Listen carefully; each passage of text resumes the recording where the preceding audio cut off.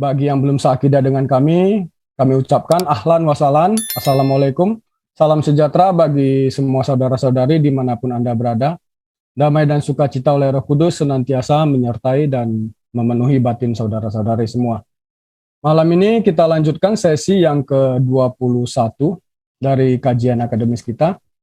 Masih di tema menelanjangi kekeliruan Ustadz Muhammad Ali yang disiarkan secara live. Lebih spesifik subtema yang sangat menarik mengenai kanonisasi Alkitab versus Quran, kajian perbandingan Injil kanonik dan musab-musab pra-Utsmani. Baik teman-teman, sebelum kita mulai, mari kita buka dengan doa. Bagi yang belum seakidah, silakan berdoa sesuai dengan keyakinan masing-masing. Mari kita satukan hati, kita berdoa. Dalam nama Bapa dan Putra dan Roh Kudus, Allah kami yang Esa, amin. Bapa yang kami kenal melalui firman-Mu yang telah nuzul ke dunia demi keselamatan kami, Tuhan Yesus Kristus yang melalui kebangkitannya maut dikalahkan dan telah menjadi juru selamat kami dan Allah kami yang hidup. Terima kasih ya Bapak atas berkat, anugerah, dan pemeliharaan-Mu hingga pada saat hari ini. Sebentar kami akan memulai sesi kajian akademis kami. Urapi hamba-Mu Pak Jimmy Jeffrey dan Pak Gracia Pelo dengan hikmat-Mu ya Tuhan. Perlindungan dan segenap kasih setia-Mu senantiasa tercurah atas kehidupan Pak Jimmy dan Pak Gracia beserta dengan keluarganya. Ya Allah Tritunggal Maha Kudus yang mengasihi semua umat manusia, kiranya melalui sesi kajian akademis ini, Roh Kudus menerangi hati dan pikiran kami, dan menuntun setiap kami pada keselamatan jiwa kami. Ya Tuhan, singkapkan semua selubung, nyatakan kebenaran yang akan memerdekakan setiap kami. Kiranya cahaya wajah-Mu senantiasa menyinari kami, untuk menginsafkan setiap orang melalui pengajaran-pengajaran kami. Dan setiap hati dan jiwa yang tersesat berbalik kepada Engkau ya Bapa. Terima kasih ya Tuhan, Engkau berkati setiap peralatan dan perlengkapan yang kami gunakan agar bisa digunakan dengan baik. Kami serahkan sesi malam hari ini ke dalam tangan-Mu. Di dalam nama Tuhan Yesus Kristus, Allah penyelamat kami berdoa. Immanuel, amin. Silakan dimulai Pak Gracia.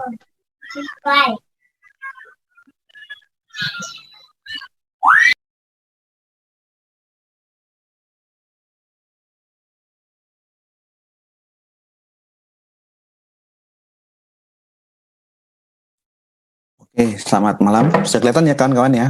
Bisa. Baik Pak, lanjut. Pada malam hari ini kembali lagi duet Jimmy Jeffrey Gracia Pilo yang ke-21. Ini sebenarnya reaksi karena Menahem Ali mengawali lebih dahulu menyerang dan melecehkan Alkitab kita dengan sok-sokan ngangkat kajian kritik teks.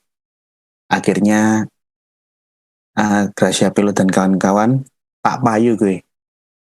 Apapun celotehannya Menahem Ali mengenai kritik teks, kita reaksi, tapi bedanya kita tidak menyerang dan merendahkan agama lain. Kami sebagai apologet hanya membela iman kami yang diserang oleh polemikus muslim, dan saya di bidang saya hanya menunjukkan data-data apa yang sesungguhnya terjadi di dalam dunia Islam. Ini aja yang kita lakukan. Selebihnya kiranya Roh Kudus dan keputusan para orang yang menyaksikan postingan kami yang bisa beda-beda. Terserah para pemirsa. Malam hari ini saya sebagai reaksi saya terhadap kajian kritik teks yang kurang menyeluruh oleh Menahem Ali, saya menyajikan kajian kritik teks. Andai kata ini diberlakukan di dalam Islam, ajur mumur, ancur lebur. Sebenarnya kajian kritik teks ini sudah banyak disebar, dikaji, tapi secara sporadis di dalam ulama-ulama muslim yang tentu saja banyak melakukan pembenaran dan banyak hal yang ditutup-tutupi. Namun di dalam kitab-kitab ulum Quran, kajian tentang ilmu Al-Quran, semua mengakui sekalipun banyak pembenaran dan pembelaan mengenai adanya perbedaan jumlah surah, banyaknya surah yang hilang, antara mushaf yang satu, tidak sama jumlah surahnya dengan yang lain, ada banyak perbedaan jumlah ayat. Di dalam keterangan hadis, surah ke-9, surah At-Taubah, atau nama lainnya surah Bara'ah, di zaman Muhammad masih hidup, itu setebal surah Al-Baqarah. Tetapi begitu Quran dikodifikasi oleh Utsman, jumlah surah ke-9, surah At-Taubah atau Bara'ah, hanya tipis, tidak seperti surah Al-Baqarah. Termasuk ada banyak hilangnya ayat-ayat Al-Quran, misalnya surat Ar-Rajim hilang dan berbagai ayat-ayat yang lain hilang. Bahkan perbedaan-perbedaan teks ini yang senantiasa tidak diakui dengan jujur, malah mengenai perbedaan teks ini sampai hari ini. Selalu ada kebohongan dan hoax yang mengatakan Quran tidak memiliki kekurangan perbedaan salinan, perbedaan teks. Presisi sampai titik-titiknya pun, ini kebohongan yang senantiasa diulang-ulang sampai hari ini. Mereka hanya menyepelekan perbedaan teks antara Quran yang satu dengan Quran yang lain, antara mushaf Quran pra-Utsmani, seakan-akan hanya perbedaan qiraat. Padahal perbedaan teks itu bukan hanya cara baca yang berbeda, ortografinya, aksaranya berbeda dan artinya berbeda. Ada ketidakjujuran yang disengaja untuk mengakui keberadaan fakta yang ada. Bahkan di dalam semua kitab-kitab ulum Quran, penyeragaman Quran yang dilakukan Utsman itu disertai dengan kekerasan. Sahabat-sahabat yang tidak mau menyerahkan dipaksa, bahkan Abu Dawud disiksa, diseret oleh Utsman untuk menyerahkan mushaf Qur'annya untuk dimusnahkan. Nah, beda dengan Alkitab. Alkitab proses kanonisasinya ini kemarin saya sudah sampaikan di dalam postingan kemarin malam. Dia sudah mengkanonkan dirinya sendiri. Karena setiap kitab-kitab di dalam perjanjian di dalam Alkitab, kualitas dari para nabi yang menulis, keakuratan nubuat-nubuat, itu dibayar mahal oleh para nabi penulis-penulis Alkitab, karena rata-rata penulis nabi-nabi besar penulis Alkitab mati dibunuh. Dia mati syahid karena wahyu dan nubuatan yang dia sampaikan. Namun semua nabi yang mati dibunuh, mati syahid karena menyampaikan nubuatan-nubuatan Allah, nubuatannya digenapi, terjadi presisi seperti yang dia sebutkan. Otomatis generasi berikutnya yang mengalami nubuatan yang disampaikan oleh nabi-nabi yang sudah mati syahid langsung mengakui bahwa tulisan-tulisan nabi-nabi yang sudah dibunuh oleh leluhur mereka kanonik. Ini tulisan kudus, nabinya mendapat wahyu dan nubuat dari Allah. Demikian juga Perjanjian Baru. Perjanjian Baru ditulis oleh murid-murid langsung Yesus.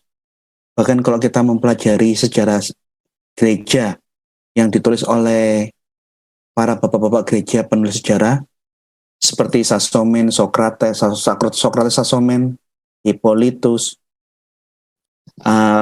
penggalan-penggalan sejarah yang ditulis oleh beberapa bapak-bapak gereja yang disatukan mungkin oleh Eusebius, semua mencatat bahwa para rasul, murid-murid Yesus, di saat pergi mengabarkan Injil, mujizat kesembuhan ilahi, orang sakit sembuh, orang mati dibangkitkan, terjadi mujizat di mana-mana, sehingga orang berbondong-bondong percaya dengan apa yang dikabarkan oleh para rasul-rasul.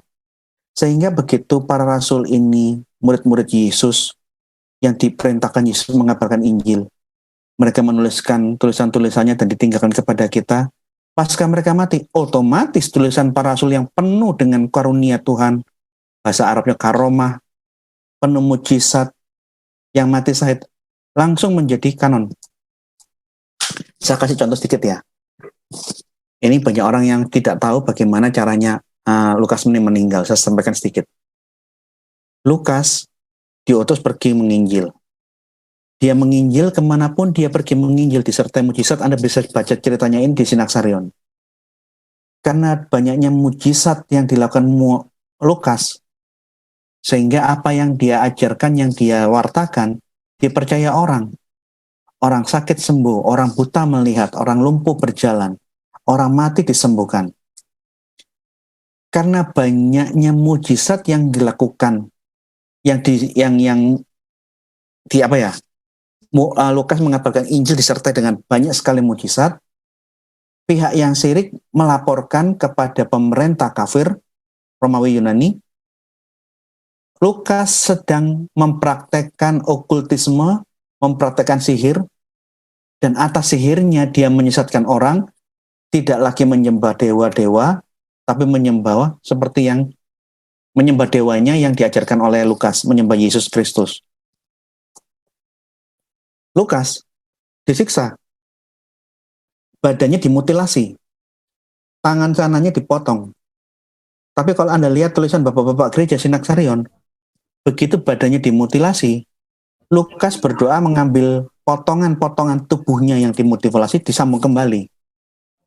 Karena Lukas melakukan ini disaksikan banyak orang yang bertobat, bahkan orang yang menyaksikan dan bertobat karena badannya Lukas sudah dimutilasi, bisa pulih kembali, disambung kembali.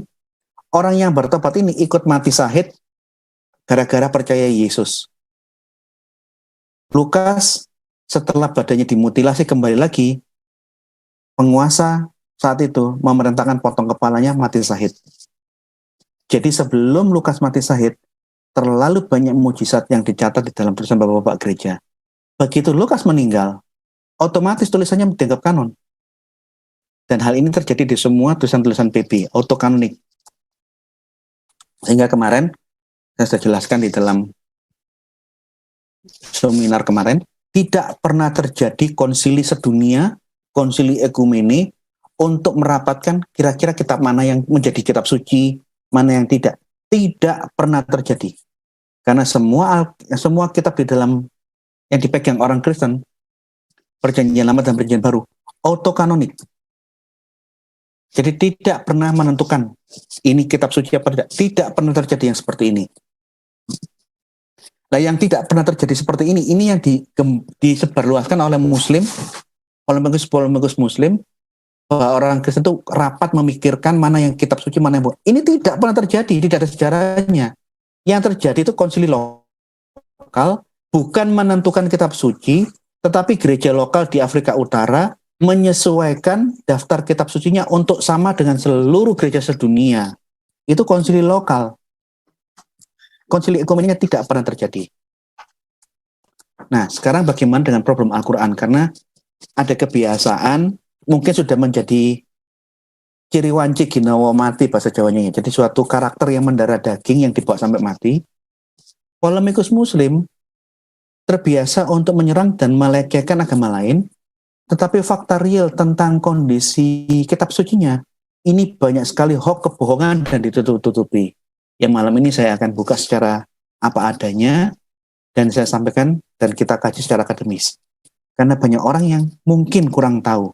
Yang tahu hanya orang-orang terpelajar dan berusaha menyembunyikan informasi ini.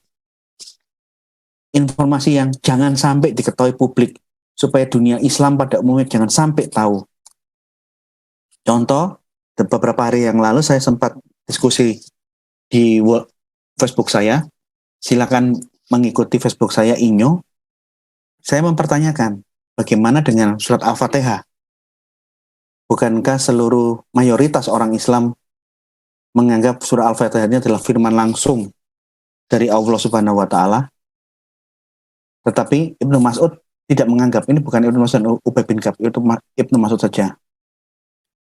Ibnu Mas'ud menolak surah Al-Fatihah itu firman Allah. Ini menjadi polemik. Mayoritas menganggap itu firman sabda langsung Allah Subhanahu wa Ta'ala dari surga kepada manusia yang tertulis di dalam Quran. Tapi sahabat Muhammad yang terkenal Ibnu Mas'ud menolak. Al-Fatihah bukan sabda Allah Subhanahu wa Ta'ala langsung kepada manusia, tapi itu doa untuk kepada Allah. Bukan Allah bersabda kepada manusia yang dicatat di dalam Quran, tapi itu doa yang diajarkan kepada manusia bagaimana berdoa kepada Allah. Nah sekarang pada waktu saya mendiskusikan ini di Facebook, Anda bisa lihat, saya menanya posisi teologisnya lawan diskusi saya itu di mana. Kamu menganggap ini firman Allah, Allah Subhanahu wa Ta'ala bersabda seperti itu, ini firman Allah langsung kepada manusia, atau kamu punya pandangan seperti Ibnu Mas'ud? Saya tanya. Mereka menganggap, iya itu firman Allah, Allah Subhanahu wa Ta'ala mengucapkan semua narasi Al-Fatihah. Terus saya tanya, jadi Allah Subhanahu wa Ta'ala kalau berbicara harus mengucapkan basmalah dulu kah? Ini nggak dijawab, bulat sana bulat sini. Kemudian saya teruskan pertanyaan. Jadi Allah Subhanahu wa Ta'ala itu datang dan berbicara kepada kalian manusia dan mengucapkan kalimat seperti ini. Iyyaka na'budu wa iyyaka nasta'in. Benarkah Tuhanmu mengucapkan permohonan untuk minta tolong seperti ini dan selalu dia mengucapkan seperti ini? Ini nggak dijawab. Kalau loginya ini firman Allah Subhanahu wa Ta'ala langsung kepada manusia, apakah yang seperti ini masuk akal? Nah, kalau Tuhan memohon pertolongan, dia minta tolong kepada siapa? Apakah Allah Subhanahu wa Ta'ala berfirman, ihdinas siratal mustaqim, tunjukilah kami, tunjukilah saya Allah Subhanahu wa Ta'ala jalan yang lurus. Apa benar? Nah, ini menjadi menjadi polemik tafsir. Mereka lari ke sana, lari ke sini. Saya bilang, apapun jawabanmu, kalau ini firman Allah Subhanahu wa Ta'ala kepada manusia di dunia dan Allah mengucapkan narasi seperti ini akan menjadi janggal. Kecuali kamu sepakat dengan pandangannya Ibnu Mas'ud bahwa semua narasi Al-Fatihah ini bukan firman Allah dari surga kepada manusia di bumi, tapi ini doa yang diajarkan Muhammad bagaimana manusia di bumi berdoa kepada Allah Subhanahu wa Ta'ala. Allah mengajarkan kita untuk berdoa. Nah, kalau Allah Subhanahu wa Ta'ala mengajarkan bagaimana manusia berdoa, ayat pertama Al-Fatihah harus berbunyi kul. Katakanlah, kalau ada ayat pertamanya diawali dengan kata kul bismillahirrahmanirrahim dan seterusnya, ini masuk akal logikamu bahwa Allah sedang memerintahkan, mengajarkan manusia bagaimana berdoa dan dia bimbing cara berdoanya. Lah, baca surah Al-Fatihah dari ayat pertama sampai terakhir, tidak ada kata perintah untuk yang dapat ditafsirkan Allah sedang mengajari bagaimana berdoa. Tapi Allah sedang berdoa seperti itu. Nah, ini kan menjadi problem begitu kita mendiskusikan surah Al-Fatihah. Dan gara-gara ini beberapa orang Muslim keluar dari Islam. Salah satu apologet kuno di Indonesia, Hamran Amri, dia mantap keluar dari Islam setelah dia merenungkan masa-masa Al-Fatihah dengan narasi seperti itu tidak mungkin firman Allah. Karena dia tidak percaya Al-Fatihah itu adalah firman Allah langsung dari surga kepada manusia di bumi. Tidak mungkin Allah di surga berfirman seperti itu. Dia keluar dari Islam. Dan lawan debatnya Hamran Amri itu adalah salah satunya Pak siapa namanya itu ketuanya Abdul Wasian Foundation. Aduh, saya kok lupa ya. Ketuanya Abdul Wasian Foundation yang aktif di dunia mu'alaf itu apa sih namanya? Saya lupa soal. Abdul Wasian. Saya pernah ketemu dengan orangnya. Dialah salah satu lawan debatnya Hamran Amri yang mantap keluar dari Islam gara-gara tidak percaya Al-Fatihah ini firman Allah langsung kepada manusia. Nah, demikian juga dengan rahasia tentang sejarah kodifikasi Quran. Ini banyak ditutup-tutupi. Adanya Quran sampai hari ini yang bisa disaksikan dan dibeli dimanapun, penyeragamannya disertai dengan kekerasan. Ada keputusan resmi dari khalifah harus diseragamkan, yang berbeda harus diserahkan, disobek atau dibakar. Yang tidak menyerahkan Quran yang berbeda bisa berisiko pertumpahan darah. Semua Quran yang berbeda di seluruh kekhalifahan Islam disobek, dibakar, direbus, dihancurkan, dimusnahkan semua. Ibnu Mas'ud sebagai sahabat Muhammad yang terkemuka disiksa gara-gara awalnya dia mempertahankan mushafnya yang dia terima langsung ayat-ayatnya dari Muhammad dari mulut ke mulut. Dia pertahankan. Tidak mungkin apa yang kuterima dari Muhammad, ayat-ayatnya, Quran ini dari mulut ke mulut, saya serahkan untuk dimusnahkan. Karena dia awalnya menolak untuk menyerahkan, Ibnu Mas'ud disiksa oleh Utsman. Karena disiksa, diseret kuda, akhirnya dengan terpaksa, mushaf Qur'annya Ibnu Mas'ud, sahabatnya Muhammad yang paling memahami Al-Quran, diserahkan dan dimusnahkan. Kisah-kisah ini Anda bisa baca di kitab-kitab ulum Quran, yang tentu saja setelah yang banyak kali saya lihat data-data tentang sejarah-sejarah seputar tentang kodifikasi Quran, datanya diajukan, tapi banyak sekali pembenaran dan menyetujui tindakan-tindakan semacam itu. Nah, mengenai setuju apa tidak setuju, disinilah kita berbeda pendapat. Tapi data-data itu banyak sekali di dalam semua buku-buku yang mengulas tentang ilmu Quran, ulum Quran. Al-Itqan, Taufik Adnan Amal, Adi Ma'rifat, Manakalil Khatan, Abu Dawud di kitab Al-Masahif, semua mencatat kisah-kisah semacam itu. Problematik sejarah kodifikasi Quran.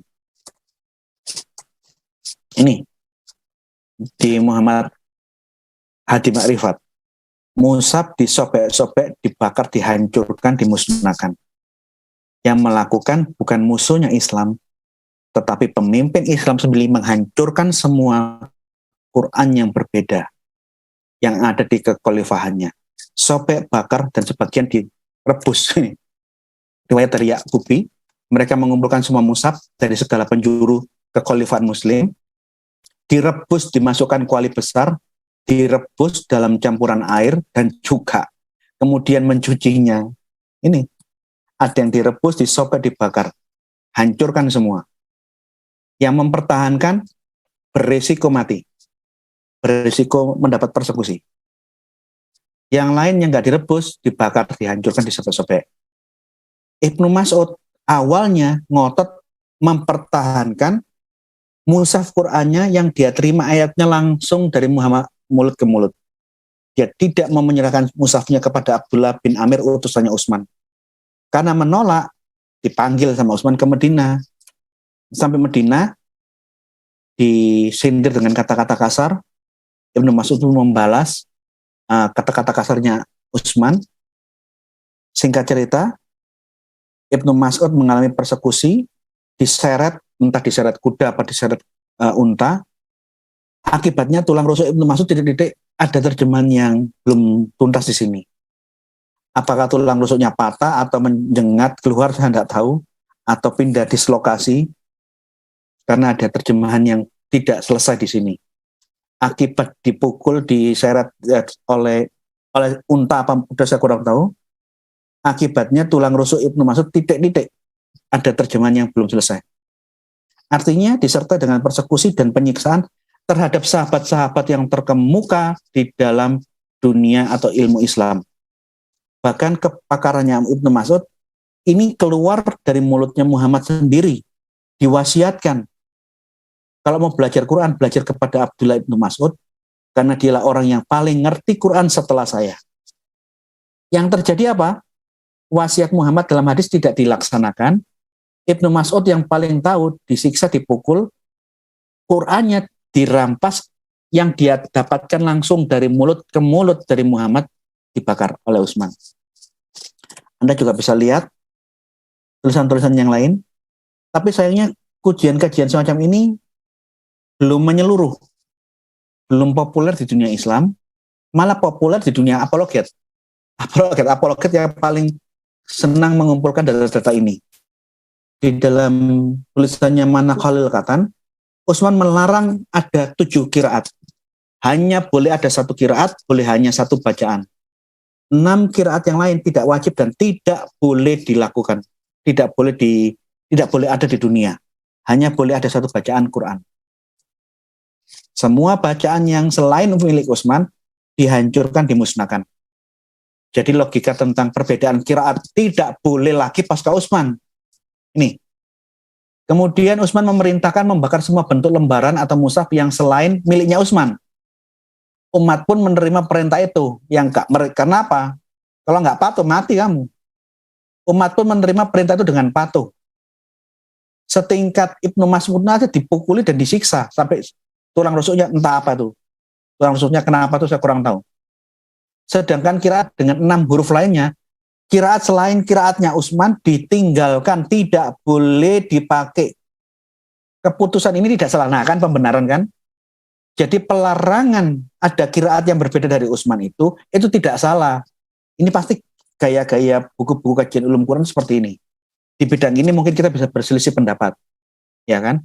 Sebab kiraat dengan 7 huruf itu tidak wajib, ya silakanlah ini pendapatmu. Intinya, kodifikasi penyatuan Quran itu, dia menyatukan umat Islam dalam satu mushaf, satu huruf, satu bacaan. Tidak boleh ada 20 bacaan, 30 bacaan, 7 bacaan, 8 bacaan. Tidak boleh. Semua bacaan yang selain milik Utsman disobek-sobek. Jadi penyeragaman dan penyatuan Quran itu dengan cara-cara seperti ini yang melakukan pemimpin tertinggi Islam, ya, bukan musuhnya Islam. Nah, namun sayangnya upaya paksaan tindakan Utsman yang seperti itu yang menghancurkan semua kiraat yang lain tidak berjalan sempurna. Karena pasca Utsman, Imam Abu Dawud dan juga Al-Nadim mencatat ternyata masih ada orang yang menyimpan Quran-Quran yang tidak dibakar zaman dulu. Dan sebagian Quran yang masih dapat diselamatkan di zamannya Al-Nadim dan ya, Abu Dawud mendata perbedaan-perbedaan Quran itu. Di dalam kitabnya yang terkenal, The Book of the Manuscript, kitab Al-Masahif, buku tentang kodeks-kodeks Quran. Bahasa Indonesia kira-kira begitu. Abu Dawud mencatat ada 15 mushaf primer. Mushaf yang utama dari sahabat-sahabat yang ternama. 15. Yang dihancurkan, yang isinya masih bisa diselamatkan di zaman Abu Dawud, dan Abu Dawud meneliti antara mushaf-mushaf kodeks-kodeks ini dibandingkan dengan milik Utsman. Dan ada 13 mushaf sekunder, mushaf dari sahabat-sahabat yang bukan golongan yang ternama di dalam ilmu Quran. Second layer sahabat. Ini di dalam buku kitab Al-Masahif, mushafnya Kodeks of Ibnu Mas'ud, Ubay bin Ka'ab, kodeksnya Ali, Ibnu Abbas, Abu Musa, kodeksnya Hafsah, Anas bin Malik, Umar, Sa'id bin Sabit, Ibnu Zubair, Ibnu Amr, Aisyah, kodeksnya mushafnya Aisyah, mushafnya Salim, Ummu Salamah, Ubaid bin Umair. Ini yang dibilang mushaf atau kodeks primer. 15 orang. 15 orang yang terkemuka. Kemudian ada kodeks sekunder. Sahabat-sahabat Muhammad, orang yang terkemuka di dalam ulum Quran. Al-Aswad, Al-Qamah, Hitan, Sa'id bin Zubair, Talha, Ikrimah, Mujahid, Atta, dan seterusnya. Ini jumlah kodeks sekunder, jumlah mushaf Quran sekunder yang itu 13. 13 ini didata. Jadi totalnya ada 28, 15 mushaf yang primer dengan 13 mushaf yang sekunder didata sama Imam Abu Dawud. Nih. Nah, ternyata kalau kita meneliti apa yang ditulis oleh Imam Abu Dawud, banyak surah yang hilang dari Quran. Bahkan jumlah surah itu berbeda antara mushaf yang satu dengan Utsman, mushaf yang satu dengan yang lain, beda-beda. Termasuk kemarin malam Danias, kawan saya, mempertanyakan tentang hilangnya dua surah di mushafnya Ubay bin Ka'ab. Yang waktu itu saya sudah pernah dengar, saya tahu, tapi saya belum meneliti. Saya sudah dengar dari Munim Siri, dan malam hari ini akan saya presentasikan karena sepanjang hari ini saya meneliti tentang hilangnya 2 surah dari mushafnya Ubay bin Ka'ab, yaitu surah Al-Qulu atau Al-Khal dan surah Al-Haf atau Al-Hafdu dalam tulisannya Al-Itqan. 2 surah ini ada di mushafnya Ubay bin Ka'ab. Siapa Ubay bin Ka'ab? Sahabat Muhammad yang menurut riwayat dari Muhammad langsung, Ubay adalah sahabat yang baca bacaan yang qiraat Qur'annya paling baik. Dua surah ini ada di dalam mushafnya Ubay, sahabat yang paling bagus bacaannya tentang Quran, tapi hilang dan tidak ada sampai hari ini di dalam Quran Razam Usmani. Mengenai perbedaan surah kemarin saya sudah tunjukkan, saya tunjukkan kembali lagi. Mushaf menurut kodeksnya Ibnu Mas'ud, menurut catatannya Al-Nadim di lembaran lajur sebelah kiri, dan juga didata oleh Jalaluddin Asyuyuti di dalam kitabnya Al-Itqan, itu beda. Jumlah surah Ibnu Mas'ud dengan Razam Usmani beda. Al-Fihris dan Al-Itqan mendatanya itu beda. Al-Fihris, Al-Nadim mendata 105. Kalau Jalaluddin Asyuyuti mendata ada 108. Andai kata ada perbedaan 105 atau 108, yang lebih substansi dari catatannya Al-Nadim di Fihris dan Jalaluddin Asyuyuti di Al-Itqan, jumlah surahnya di dalam kodeksnya, di dalam mushafnya Ibnu Mas'ud, kurang dari 114. Itu substansinya. Tidak 114. Al-Nadim menulis 105, mencatat. Jalaluddin Asyuyuti mencatat 108. Razam Usmani 114. Ini beda. Nih. Coba lihat kodeksnya atau mushafnya Ubay bin Ka'ab, jikalau dibandingkan dengan Razam Usmani, ini juga beda. Fihris mencatat Ubay bin Ka'ab jumlah surahnya 102. Jalaluddin Asyuyuti mengatakan jumlah surahnya mushafnya Ubay bin Ka'ab 108. Intinya antara perbedaan 102-108, dua-duanya ini di bawah 114, tidak 114. Ini lihat. Al-Nadim 102. Jalaluddin Asyuyuti 108. Nah, 102. Sedangkan Quran sekarang 114, beda-beda. Tidak standar. Dan untuk menyetandarkan ini dengan kekerasan, sobek, bakar, rebus, rampas, yang berani mempertahankan bisa berisiko mati. Nah, ini di dalam tulisannya Jalaluddin Asyuyuti menyatat bahwa di dalam kodeksnya Ibnu Mas'ud ada 112, ini beda lagi. Karena di dalam kodeksnya Ibnu Mas'ud, di dalam mushafnya, keliru saya salah ngomong, di dalam mushafnya Ubay bin Ka'ab terdapat 116 surah, karena di akhir Qur'annya miliknya Ubay bin Ka'ab ada tambahan 2 surah lagi, yaitu surah Al-Hafdu dan surah Al-Khulu. Seperti apa surah yang hilang ini? Nah, ini menarik. Ini, kalau tadi ini versi PDF, kitabnya saya punya di halaman 270, ada 2 surah yang ada dulu di dalam mushafnya, di dalam Qur'annya Ubay bin Ka'ab, surah Al-Haf dan surah Al-Khulu. Namun 2 surah ini hilang dan tidak pernah ada sampai hari ini, dan kita tidak akan pernah menemukan di dalam surah Razam Usmani, surah Al-Khalq. Dan mengenai hal ini, Munim Siri sudah memberitahukan kepada kita tentang masalah ini. Kita dengarkan ya pernyataan Munim Siri bahwa ada 2 surah yang dulu ada tapi sekarang hilang. Yuk kita dengarkan pernyataan Munim Siri. Nah, 2 surat yang lain yang tidak ada di Quran itu, pertama itu disebut dengan surah Khalaq.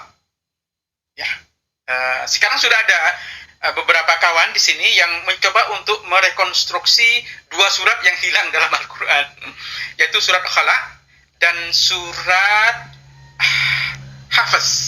Jadi ada 2 ya, surat Khalaq dan surat Hafiz. Hafiz, ha, fa dan dhad, Hafiz. Itu dua surat yang tidak ada, dan sekarang sudah mulai direkonstruksi oleh kawan-kawan yang nakal. Kira-kira bunyi suratnya kayak gimana gitu. Mereka merekonstruksi dari berbagai sumber, tradisi awal, untuk melihat surat yang nggak ada nih gimana sih bunyinya. Sudah ada yang meneliti dan sudah dipublikasi tentang 2 surat yang hilang dalam Al-Quran. The two lost chapters of the Quran. Jadi 2 surat yang hilang dari Quran. Memang ya nakal-nakal teman-teman di sini. Jadi kalau ada tradisi yang mengatakan 2 surat hilang, mereka cari. Kira-kira gimana sih bunyinya gitu? Boleh nggak? Halo? Oh enggak ngomong dengan saya. Oke, sorry. Jadi begitu Mas. Jadi memang betul Anda sebutkan tadi. Nah, bagi saya kira Mushaf Utsmani itu terus mengalami proses editing. Saya kira kalau Anda baca bab-bab, saya sudah lupa bab yang bagian mana. Saya menjelaskan tentang ini. Postingan Munim Siri, dia mengakui bahwa ada surah Quran yang hilang. Dan Rasam Utsmani yang dipakai sampai saat ini, itu mengalami editing, penambahan, pengurangan, ada perkembangan. Tidak sama seperti Quran aslinya di zaman dahulu. Mengalami banyak proses. Ya. Jadi, di akhir presentasi saya malam hari ini, saya minta tolong kepada semua subscriber atau yang mengikuti channel-channel pengajaran Inyemanis, tolong segera download semua film-film pengajaran saya di Inyemanis, karena saya lihat Menahem Ali yang mengawali perang, begitu tabuhan perangnya kita ladeni, dia berusaha kepayahan menghadapi hak jawab kita, dia berusaha menutup semua channel-channel Kristen. Oleh karena itu, coba semua yang subscriber penonton Inyemanis, di-download semua dari GP1 sampai terakhir, sehingga kita memiliki banyak kopi yang suatu saat bisa kita angkat kembali untuk jaga-jaga sebagai dokumen pelajaran apologetika. Karena ingat firman Tuhan di Hosea 6 ayat 4, "My people are destroyed for lack of knowledge." Jangan jadi orang bodoh. Karena my people are destroyed. Umatku hancur dibinasakan karena goblok. Kita harus berilmu, tapi berilmu di dalam Tuhan. Berilmu di luar Tuhan hanya kesombongan.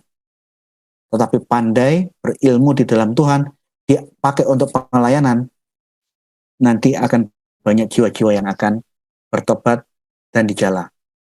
Terima kasih, bersambung saya serahkan selanjutnya kepada Pak Jimmy Jeffrey.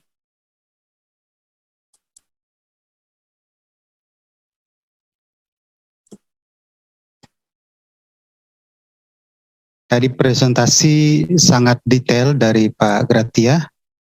Saya akan masuk pembahasan lebih pada perbandingan secara historis yang akan melengkapi penjelasan dari Pak Gratia.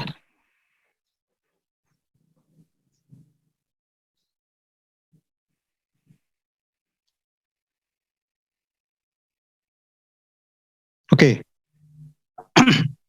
Kanonisasi Alkitab dan Al-Quran. Tema tentang kanonisasi ini sebenarnya cukup luas dan bisa dibahas berseri-seri, dan kali ini memang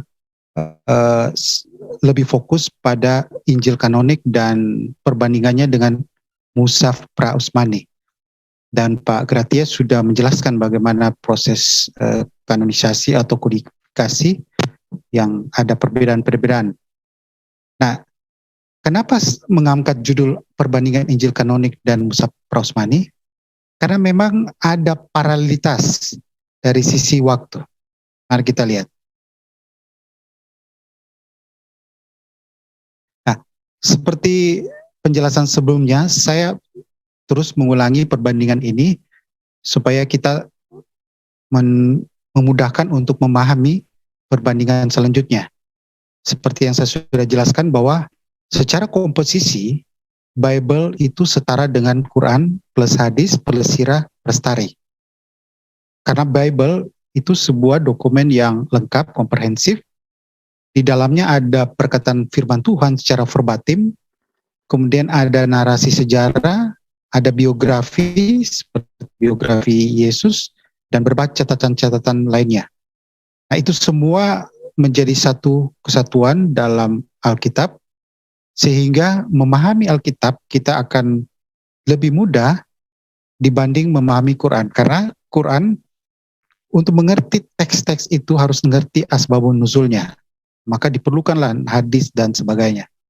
Jadi perbandingan ini penting saya harus ulangi. Nah, kemudian mengenai timeline penulisan, kita lihat adanya paralelitas antara Injil kanonik dan Mushaf-mushaf Pra-Utsmani. Dalam Perjanjian Baru, kita ada yang dikenal dengan Injil kanonik.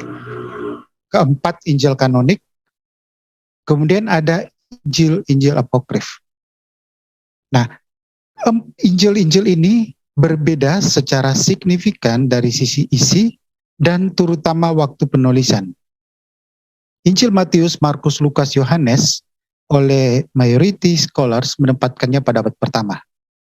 Tetapi Injil-Injil apokrif nanti muncul pada abad kedua.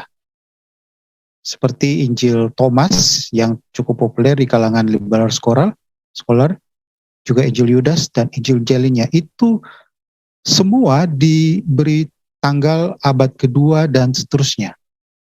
Nah, apa maknanya kalau kita melihat timeline ini? Bahwa Injil kanonik ditulis pada masa hidup para saksi mata. Sehingga para saksi mata itu bisa melakukan cross-check atau koreksi jika ada bagian-bagian dari Injil kanonik itu yang tidak sesuai dengan fakta sejarah, dengan data yang ada. Nah, sedangkan abad kedua itu para saksi mata sudah meninggal semua, maka mulailah ada penulisan Injil-Injil apokrif. Dan seperti kita sudah bahas sebelumnya, Injil apokrif itu ditulis yang merupakan sinkretisme antara paham-paham terutama gnostik dengan bagian-bagian dari Injil kanonik. Maka lahirlah Injil-Injil apokrif tersebut. Jadi, poin di sini bahwa Injil kanonik itu ditulis pada abad pertama pada masa hidup saksi mata. Nah, sekarang kita coba lihat perbandingannya dengan penulisan Quran. Nah, di sini kalau kita melihat Quran itu ditulis pada abad ke-7 atau pada abad pertama Hijriah. Dalam hal ini Quran terbagi atas Quran Utsmani, standar Utsmani, dan Quran non-Utsmani. Seperti Mushaf Mas'ud, Ubay bin Ka'ab, dan beberapa Mushaf non-Utsmani lainnya. Nah, itu semua ditulis pada abad ke-7. Sedangkan dokumen lainnya, seperti Sirah Nabawiyah, itu nanti ditulis pada abad ke-8. Pada akhir abad ke-8 oleh Ibnu Ishaq, yang tulisannya disunting kemudian pada abad 9 oleh Ibnu Hisham. Kemudian hadis sendiri mulai dari Bukhari, Muslim itu nanti abad ke-9. Jadi sekitar 200 tahun kemudian. Nah, itulah titik paralelitasnya, yaitu Injil kanon pada masa awal abad-abad pertama, kemudian Quran Mushaf Utsmani maupun Utsmani pada abad ke-7 atau abad pertama Hijrah. Ini perbandingan yang bisa kita temukan. Nah, sekarang kita coba masuk ke kanonisasi Perjanjian Baru. Ini secara sekilas saja sejarah kanonisasi. Ada beberapa dokumen yang menuliskan daftar Perjanjian Baru. Yang paling awal itu tulisan dari Cyril of Jerusalem, ini uskup di Yerusalem, menuliskan daftar kanon PB dan terutama menegaskan tentang keempat Injil kanonik. There are 4 gospel only. Jadi hanya 4 Injil. Kemudian dia katakan for the rest have false, fatal, and harmful. Jadi yang lainnya itu palsu dan membahayakan. Kemudian dari sinode ada sinode Kartage, Hippo, Laodikia dan sebagainya, itu rata-rata konsili atau konsili sinode yang lokal, sifatnya lokal. Kalau yang oikumenis itu konsili Nicea, Konstantinopel, dan 7 konsili oikumenis lainnya. Jadi sinode-sinode yang sifatnya lokal. Seperti tadi Pak Gratia sebutkan bahwa sinode ini atau konsili-konsili ini bukan melakukan seleksi terhadap kitab yang ada di depan mereka. Jadi sudah ada kitab-kitab lalu diseleksi. Tidak, tetapi sebenarnya mereka hanya meneguhkan kitab-kitab yang sudah dikenal sejak awal.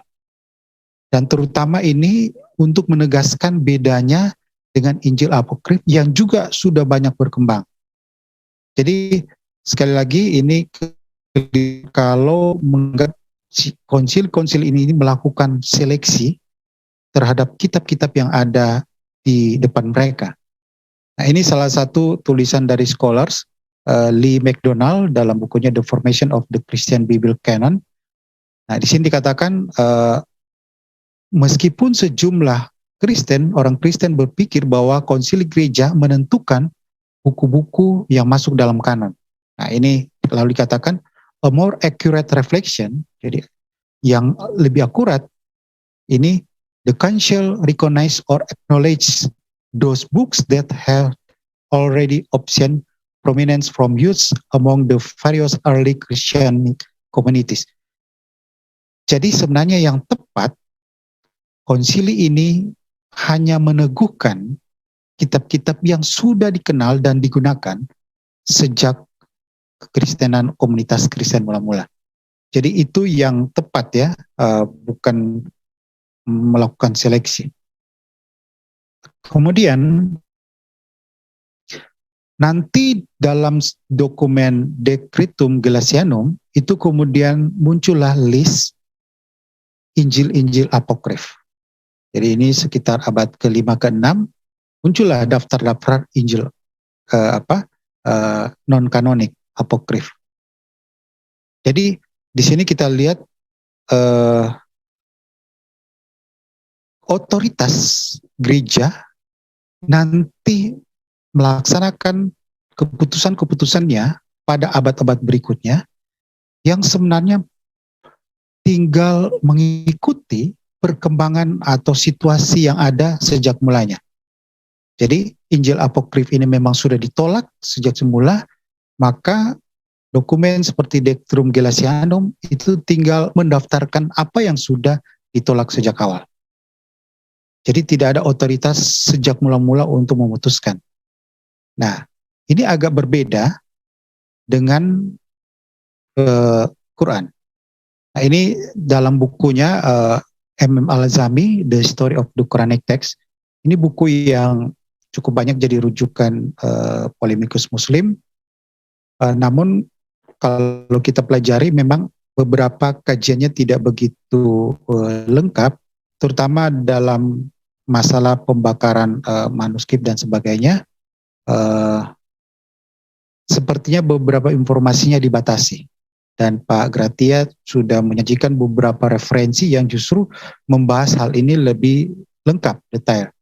Dan memang semua sudah tahu para scholars bahwa standarisasi Quran terjadi karena ada perbedaan.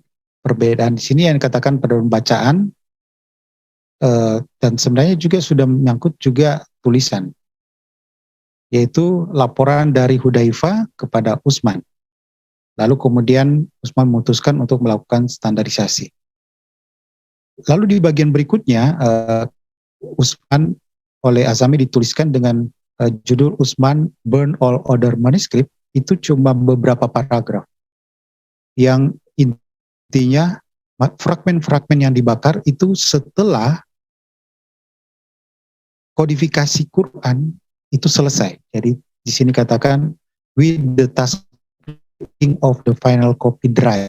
Jadi setelah tugas ini selesai, tinta terakhir dalam salinan itu telah mengering, maka salinan-salinan yang ada itu dibakar semua.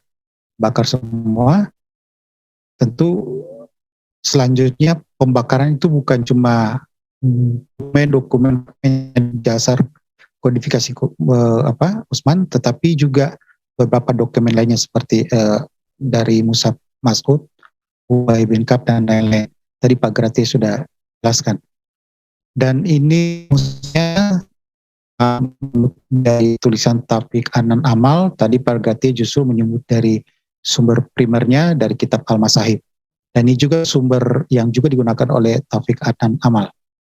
Nah, saya ingin memberi penegasan pada poin kunci perbandingan supaya kita memahami masalah ini secara komprehensif. Pertama, keempat yang ditulis abad 1 semua diterima gereja.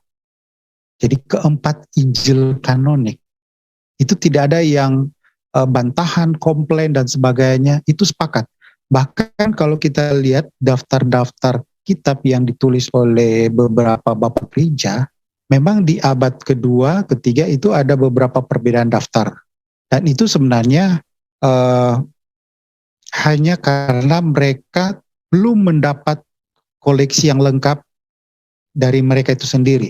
Jadi belum terkumpul, memang beberapa salinan ada yang menyebar di daerah timur, barat, dan sebagainya. Tetapi dari daftar-daftar para bapak gereja itu semua sepakat pada 4 Injil kanonik. Jadi nggak ada masalah 4 Injil kanonik. Nah, berbeda dengan mushaf Quran pada abad 7 atau abad pertama Hijrah. Hanya diterima satu versi saja, yaitu standar Utsmani. Versi-versi lainnya itu dilarang bahkan dibakar. Nah ini poin hal yang berbeda. Jadi perbandingan yang tadi kesamaannya sama-sama di abad awal, abad pertama Masehi dan abad pertama Hijrah itu sama-sama masih pada masa hidup saksi mata, tetapi bedanya ada 4 versi kitab kanonik itu diterima semua, sedangkan versi-versi dalam Quran awal itu sebagian besar ditolak, hanya satu standar yang digunakan. Oke, ini perbedaannya. Kemudian perbedaan yang kedua, mengapa terjadi standarisasi?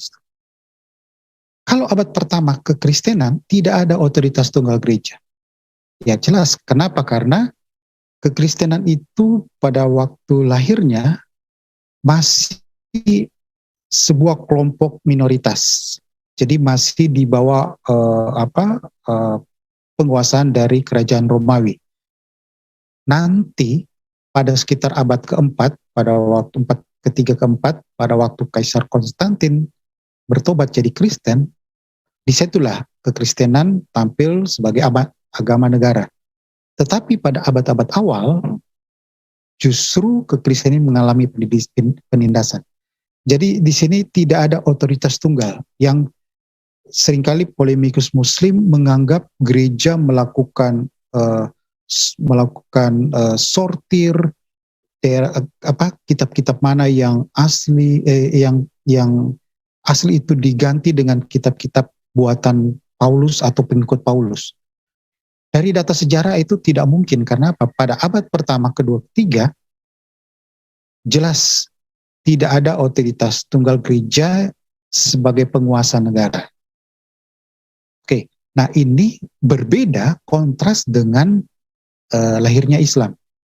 Karena Isa lahir itu selain dari penyebaran berdasarkan dakwah, tetapi juga bersamaan itu juga dengan sebuah gerakan, ya mungkin dikatakan gerakan militer untuk menyatukan Arabia lewat kekuasaan tunggal. Dan itu pasca Muhammad dilanjutkan oleh 4 kafilah yang kenal dengan Khulafaur Rasyidin. Jadi itu satu kepemimpinan tunggal. Dan pada masa itulah, yaitu pada masa Utsman, dilakukanlah kodifikasi yang sebenarnya sudah diawali pada masa kafilah sebelumnya, yaitu Abu Bakar dan Umar. Jadi dengan data sejarah ini kita jadi ngerti sebenarnya bahwa tuduhan-tuduhan polemikus Muslim yang menganggap gereja melakukan rekayasa dan sebagainya sebenarnya tidak cocok. Justru sebaliknya, konteks kuasa penguasaan secara otoritas negara yang berkolaborasi dengan agama justru terjadi pada masa Khulafaur Rasyidin dalam Islam sendiri. Kristenan nanti pada sekitar abad ke-3-4 lewat Konstantin, lalu kemudian menjadi agama resmi Romawi, Tetapi pada masa itu sudah tidak mungkin lagi ada penyeragaman satu versi. Kenapa? Karena pada masa itu sudah banyak tersebar Alkitab Perjanjian Baru, sudah diterjemahkan ke bahasa Koptik, bahasa Armenian, bahasa Latin, dan sebagainya. Jadi tidak ada ruang untuk penyeragaman. Kemudian terakhir, jadi poin yang menarik sebenarnya, masalah kontradiksi. Sering kekristenan diperadapkan tuduhan-tuduhan yang kontradiksi antara kitab-kitab dalam Injil kanonik, dan terutama antara 3 Injil yang disebut dengan Injil sinoptik, Matius, Markus, Lukas versus Yohanes, yang katanya ada perbedaan. Tetapi sebenarnya pihak Christian Scholar sudah menjawab itu sejak lama.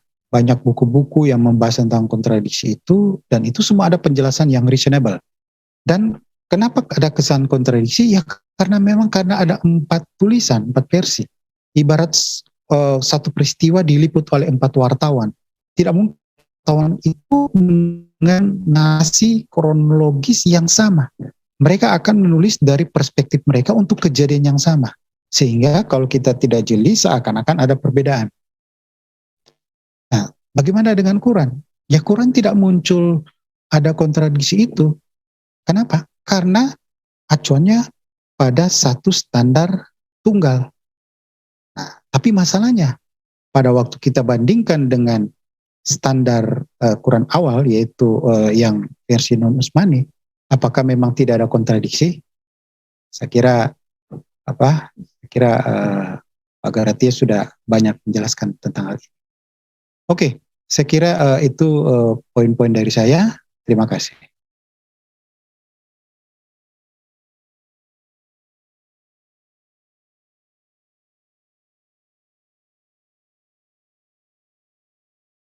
Baik, terima kasih Pak Jimmy dan Pak Gracia.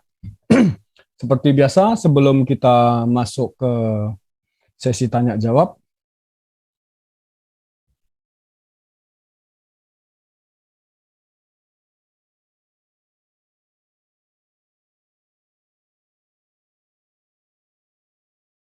baik teman-teman, tadi sudah kita saksikan presentasi dari kedua narasumber.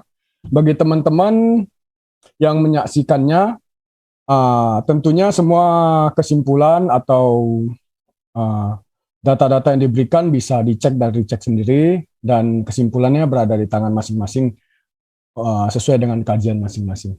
Baik, sebelum masuk ke sesi tanya jawab, seperti biasa jangan lupa BPJS-nya berkati pelayanan kami dengan jempol dan subscribe-nya pada channel Apologia Historia, Pak Jimmy Jeffrey dan Pak Gracia Pelo, Inyo Manis, dan juga banyak channel-channel yang ikut merelay sesi malam hari ini. Di antaranya ada Jakom Channel, Keluarga Iman Rasuli Official, L2JLG, Scott Orang Indonesia, dan masih banyak direlay dan direpost oleh channel-channel pengajaran Kristen lainnya. Pesan kami, jangan lelah bekerja di ladangnya Tuhan. Kita semua bisa mengambil bagian sebagai pemberita sukacita. Jadi jangan istirahatkan jari-jari Anda untuk merepost dan meresend. Bagikan ke teman-teman yang membutuhkan pengajaran. Bagi yang berkenan bergabung dengan kami bisa melalui aplikasi Telegram di t.me/Keluarga Iman Rasuli. Dan juga bisa melalui website di www.imanrasuli.com. Ya, seperti di layar masing-masing, ini udah ada barcode-nya, tinggal di-scan. Nanti langsung bergabung dengan kami melalui barcode ini, bisa melalui alamat yang diberikan bisa. Dan bagi teman-teman yang mengikuti pengajaran, setiap pengajaran dari Pak Jimmy Jeffrey, Pak Gracia Pelo, dan Pak Deki Ngadas, apabila mengalami kendala bisa menghubungi kami di Zoom Sersan yang ada di layar masing-masing. Nanti bisa diinfokan melalui admin kami selama 24 jam. Ini di layar juga masih ada bagi teman-teman yang mau membeli buku-buku dari Pak Gracia Pelo, bisa melalui Tokopedia, dan juga di dalamnya ada kaos-kaos kaligrafi Arab yang Alkitabiah ya tentunya, bisa melalui Tokopedia garis miring Inyomanis, toko shopnya Inyomanis namanya.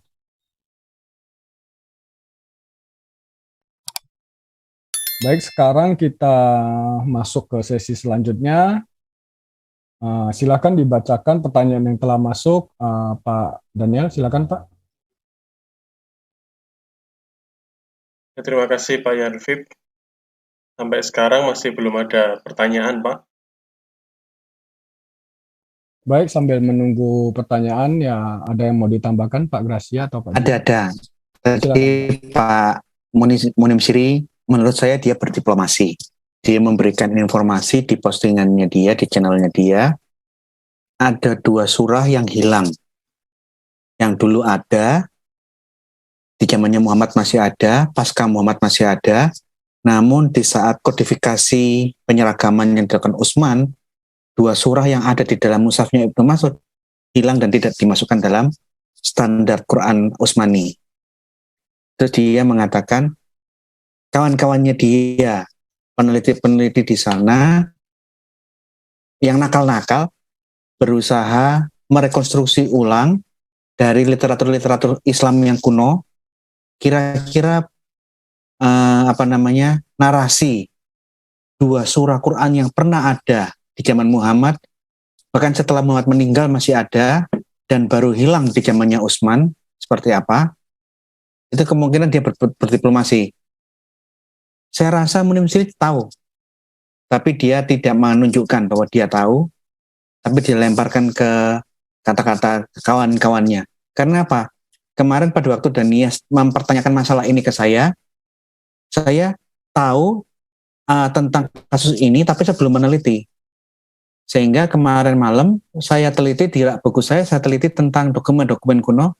Saya tahu bunyinya 2 surah yang hilang, yang pernah ada di zaman Muhammad, bahkan setelah Muhammad meninggal masih ada, baru hilang di zamannya Utsman. Saya tahu. Tapi ya nanti saya akan tunjukkan di postingan berikutnya, karena waktunya nggak cukup. Artinya, yang nakal itu Munim Siri. Dia hanya memberikan informasi pancingan, supaya umat muslim maupun umat yang lain yang mendengarkan itu muncul rasa ingin tahu dan menggali lebih dalam. Dan gara-gara Munim Siri dan Danias yang mempertanyakan kemarin malam, akhirnya saya ketemu 2 bunyi surah itu. Tapi nanti saya akan berikan postingan khusus selain di luar sesi malam hari ini. Terima kasih. Mungkin saya salah satu apolog, sambil nunggu Pak Jimmy, saya mau nambahkan sedikit. Silakan, Pak. Akhir-akhir ini grup WhatsApp saya dan di Telegram itu ramai, mulai muncul kesadaran untuk mengumpulkan dokumen-dokumen. Saya ingatkan hati-hati. Karena contohnya Sofiatul, dia minta kopian dari saya tentang kitab Al-Masahif, dan beberapa teman-teman lain, apologet, murid-murid saya, sudah mengkopi apa yang saya miliki. Artinya sudah tidak ada lagi kesempatan buat para ustadz-ustadz dan para ulama-ulama muslim untuk meneruskan gaya-gaya yang penuh diplomasi dan tidak jujur. Karena di zaman yang serba terbuka ini, semakin Anda tidak menghadapi kenyataan dan membahasnya secara akademis, orang akan kecewa. Ngomongnya kok sempurna, baik, tetapi begitu dilihat data-data Islam sendiri, kok nyatanya seperti ini, orang akan kecewa. Nah, begitu orang kecewa, hati-hati. Ini yang akan terjadi, dan sudah terjadi, bahwa orang-orang kaum yang bisa bernalar dan berpikir, mulai satu persatu di jemaat Tuhan, memantapkan diri dibaptis menjadi pengikut Kristus. Mengenai tentang kajian kritik teks, saya sambut tabuhan perangnya Menahem Ali, yang mencela melecehkan iman Kristen. Kami apologet akan menanggapi dengan serius, dan saya akan meneruskan dengan kajian-kajian berseri yang semakin seri demi seri, semakin rinci dan detail. Untuk keilmuan, kejujuran akademis buat seluruh publik. Terima kasih. Monggo Pak Jimmy, kalau ada yang ingin disampaikan Pak Jimmy.